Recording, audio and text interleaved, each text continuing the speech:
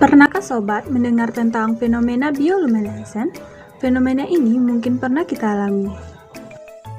Bioluminescence merupakan suatu peristiwa yang terjadi ketika makhluk hidup mengalami sebuah reaksi kimia tertentu yang mampu menghasilkan emisi cahaya.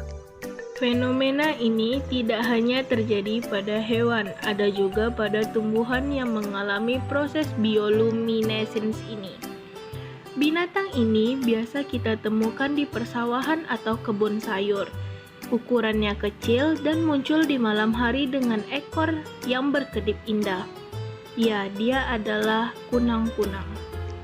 Kunang-kunang adalah serangga yang dapat mengeluarkan cahaya pada ujung ekornya. Habitat kunang-kunang ada di rawa, hutan, dan persawahan atau daerah basah di mana tersedia banyak persediaan makanan untuk larvanya. Ada lebih dari 200.000 spesies yang kita temukan di daerah 4 musim dan seluruh dunia. Bioluminesensi adalah kemampuan suatu makhluk hidup untuk menghasilkan cahaya.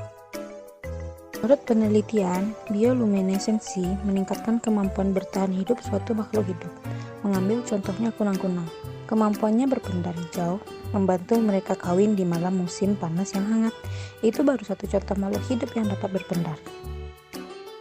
Di dalam tubuhnya terdapat dua senyawa kimia, yaitu luciferin dan luciferase.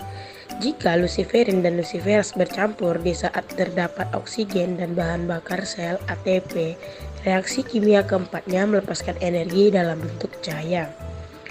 Setelah ilmuwan berhasil menemukan cara kunang-kunang menghasilkan luciferase dan luciferin, mereka memakai rekayasa genetika agar reaksi yang menghasilkan cahaya ini terjadi pada tubuh makhluk hidup lain yang dapat berpendar.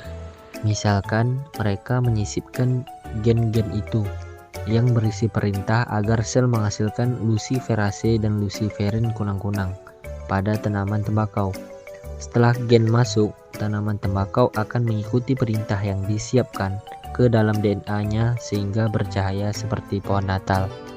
Kelebihan bioluminescence yang berbeda dari cahaya matahari dan cahaya lampu adalah ia tidak panas.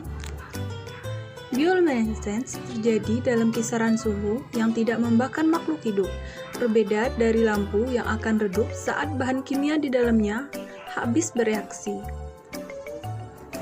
Sekian video dari kami, semoga dapat bermanfaat untuk kita semua. Apabila ada kekurangan, kami mohon maaf. Jangan lupa like, subscribe video ini. Terima kasih.